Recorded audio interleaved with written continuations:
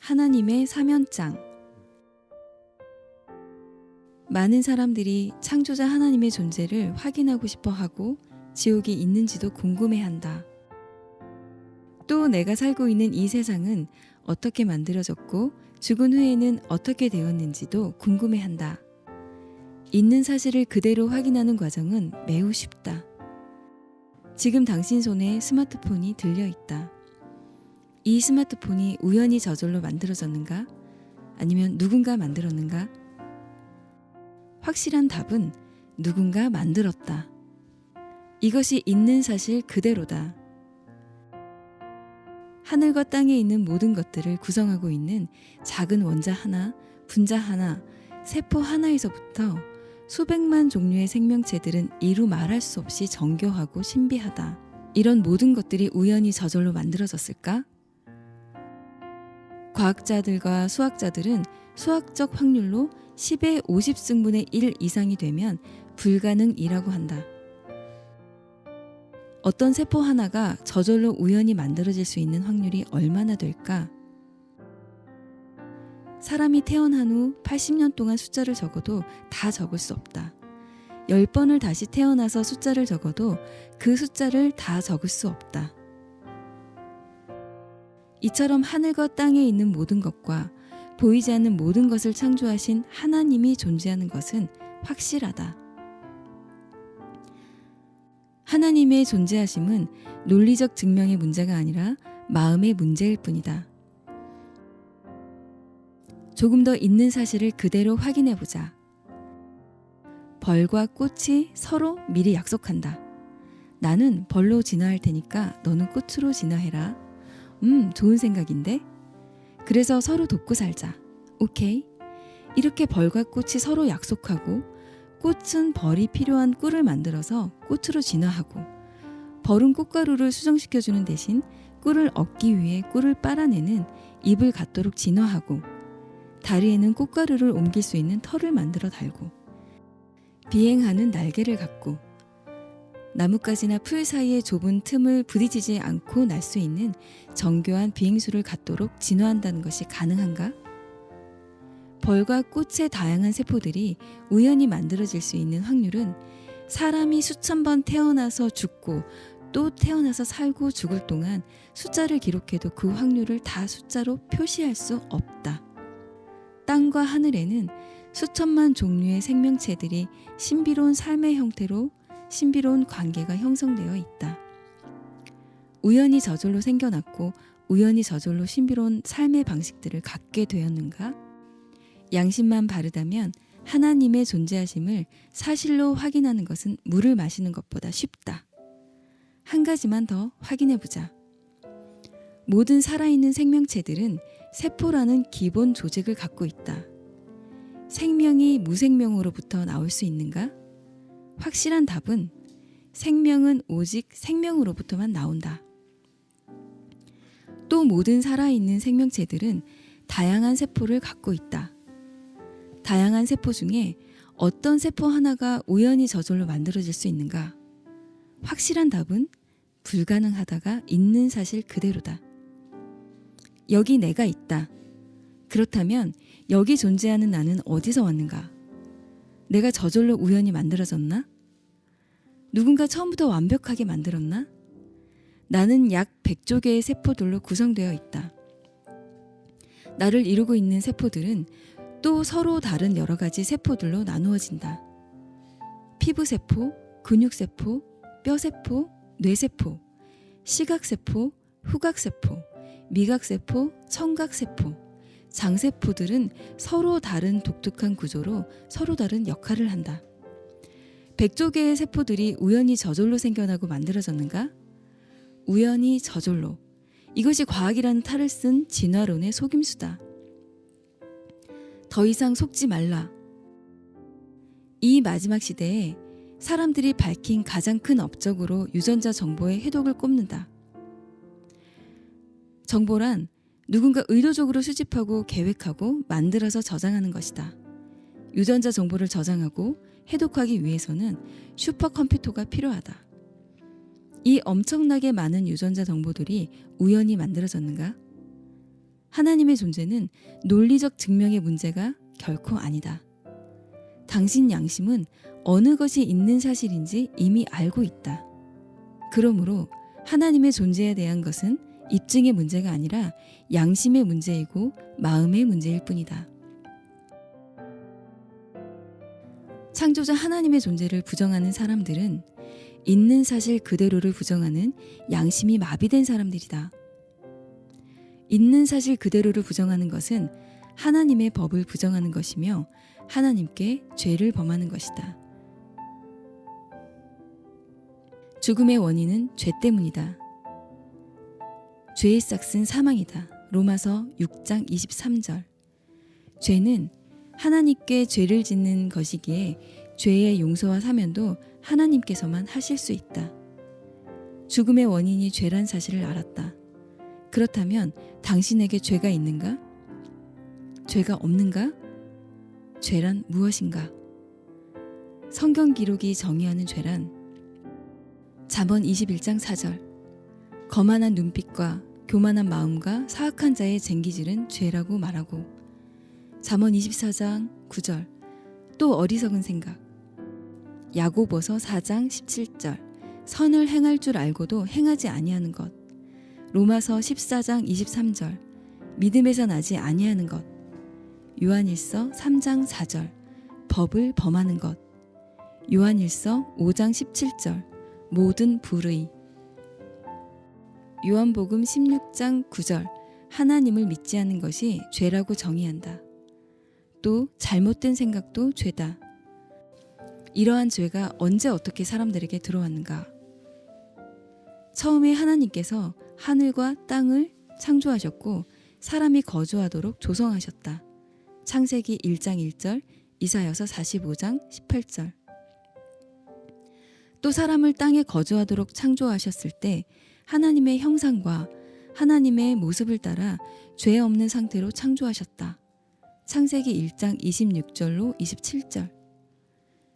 처음 창조된 사람은 완벽하게 창조되었지만 아직 시험을 거치지도 않았고 하나님처럼 의롭다는 증거도 없었고 입증되지도 않았다. 그러나 뱀의 유혹으로 아담과 이브는 하나님의 법을 범했고 죄인들에게 죽음이 들어오게 되었다. 하나님께서는 사람을 지옥에 보내려고 창조하신 것이 아니라 모든 창조물을 지배하는 왕으로 창조하셨다.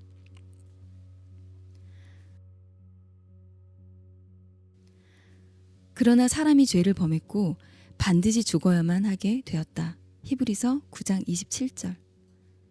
아담의 후손으로 태어난 죄인들 모두 죄 가운데 잉태되고 태어나서 죄 가운데 살다가 죄 가운데 죽도록 정해졌다. 아무도 죽음을 피할 수 없다. 그리고 죽은 후에 하나님 앞에서 받아야 할 심판도 아무도 피할 수 없다. 이것은 죄인들에게 가장 심각한 문제이며 딜레마다. 또 첫사람 아담의 범죄로 사람들에게 죽음이 들어오게 된 것은 하나님께도 큰 문제와 딜레마를 가져왔다.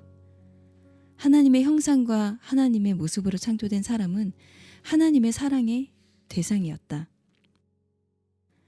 사랑의 대상이 죄인이 되었고 죄에 대한 심판을 피할 수 없는 상황은 온 하늘과 땅을 죄 없는 존재들로 가득 채우시려는 하나님의 계획에도 걸림돌이 되었다. 또 자신의 형상과 모습을 따라 창조한 사람을 지옥에 보낼 수도 없는 진퇴양난에 빠지셨다. 하나님께서는 가장 어려운 진퇴양난의 상황에서 하나님의 지혜를 발휘하셨다. 사람 스스로 죄에 대한 싹쓸 지불하고 죄 없는 상태, 죽음이 없는 상태로 되돌아갈 수 있는 방법은 전혀 없다. 이 문제에 대한 해결 방법으로 2020년 전에 하나님께서는 육신을 입고 이 땅에 오셨다. 하나님께서는 육신이 되어 죄인들 가운데 거하시면서 세상 죄를 제거할 수 있는 하나님의 계획을 알려주셨으나 사람들은 거절했다. 죄인들이 하나님의 계획을 거절하더라도 하나님의 계획은 무효가 되지 않는다. 사람들은 육신으로 오신 하나님을 빌라도의 재판석에 세워 고소하고 조롱하고 침뱉고 거짓 증인을 세워 범죄자로 만들고 진짜 죽어야 할 살인자는 풀어주었고 죄 없으신 분은 십자가에 못 박아 죽게 했다. 죄가 전혀 없으신 분, 흠도 전혀 없으신 분께서 조롱당하고 침뱉음을 당하고 거짓 증언으로 범죄자가 되어 십자가에 못 박혀 죽으셨다. 이것은 하나님의 딜레마를 해결하는 하나님의 지혜였다. 사탄은 육신으로 오신 하나님을 십자가에 죽게 하였으므로 자신이 이겼다고 여겼으나 오히려 십자가에 못 박힌 예수님께서 십자가의 죽음을 통해 사탄을 이기셨다. 육신으로 오신 하나님께서는 죄가 없는 분이셨기에 죽을 이유도 없으셨다. 그러나 죄 없으신 분, 잘못도 전혀 없으신 분께서 십자가에 못 박혀 죽으셨다. 이것은 사람들의 죄를 대속하시기 위한 죽음이었다. 정사와 권능들과 마귀를 멸하시는 하나님의 권능이며 하나님의 지혜였다. 친히 나무에 달려 자신의 몸으로 우리의 죄들을 지셨으니 이것은 죄들에 대하여 죽은 우리가 살아서 의에 이르게 하려 하심이라. 동물의 피로는 사람들의 죄를 제거하는 것은 불가능하다. 사람의 죄에 대한 대속은 오직 죄 없는 사람의 피를 흘려야만 죄들의 제거가 가능하며 죄에 대한 사면이 가능하다. 황소와 염소의 피가 죄들을 제거하는 것은 불가능하니라. 염소와 송아지의 피가 아니라 자기 피를 힘입어 단 한 번 거룩한 곳에 들어가사 우리를 위하여 영원한 구속을 얻으셨느니라. 율법에 따라 거의 모든 것이 피로써 깨끗하게 되나니 피 흘림이 없은즉 사면이 없느니라. 세상 죄를 제거하려고 육신으로 오신 하나님께서 죄인들에게 배척당하고 죄 없으신 분께서 십자가에 못 박혀 죽으심으로 죽음의 권능을 가진 자, 곧 마귀를 멸하시고 또 죄의 싹슨 사망이라는 하나님의 공의를 충족시키셨다. 히브리서 2장 14절, 로마서 6장 23절. 또 죄인들을 향한 하나님의 사랑도 입증하셨다. 로마서 5장 8절. 이것이 하나님의 딜레마에 대한 놀라운 해결 방법이며 복음이며 하나님의 권능이며 하나님의 지혜로우신 하나님의 사면장이다. 내가 또한 받은 것을 무엇보다 먼저 너희에게 전하였노니 그것은 곧 성경 기록대로 그리스도께서 우리의 죄들로 인하여 죽으시고 묻히셨다가 성경 기록대로 셋째 날에 다시 살아나시고 게바에게 보이시고 다음에 12 제자에게 보이셨다는 것이라. 2020년 전에 하나님께서 육체로 나타나셨고 죄 없는 사람이며 하나님이신 분께서 십자가에 못 박혀 죽으셨다.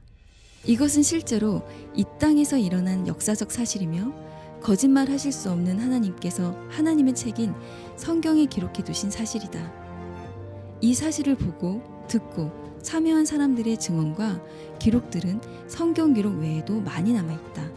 그 뒤에 그분께서 500여 형제에게 한 번에 보이셨는데 그 중에 대다수는 지금 이때까지 남아있고 어떤 사람들은 잠들었느니라. 모든 법정에서 두 사람의 증언이 일치하면 사실로 인정한다. 죄 없으신 예수님께서 십자가에 달려 죽으시고 무덤에 묻히셨다가 사흘 만에 다시 일어나신 것을 본 증인들은 500명이 넘는다. 고린도전서 15장 6절.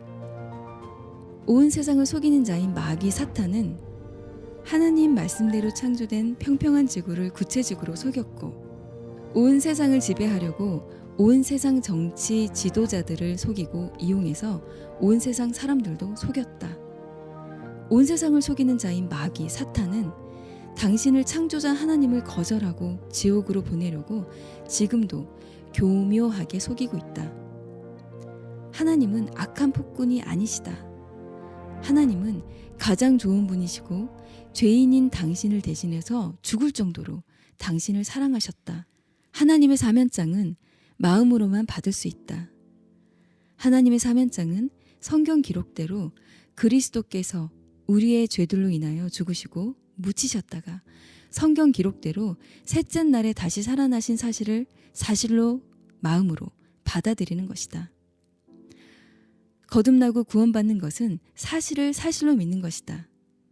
하나님의 사면장을 마음으로 받기 원한다면 이렇게 하나님께 기도해보라. 사랑의 하나님, 나는 죄인입니다. 예수 그리스도께서 나의 죄를 위해 십자가를 지시고 죽으시고 부활하신 것을 믿습니다. 이제 내가 그리스도 예수를 마음으로 믿고 영접하였으니 성령님, 내 안에 거하여 주시기를 원합니다. 이제 나는 예수님의 십자가로 인해 하나님의 자녀가 되었으니 거룩한 삶으로 예수님의 진리의 길을 따라가는 주님의 자녀로 살아가겠습니다. 나를 구원해 주신 예수님의 이름으로 기도드렸습니다. 아멘.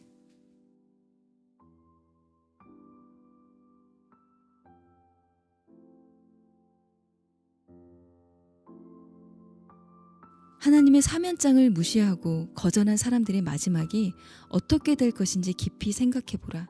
히브리서 10장 29절.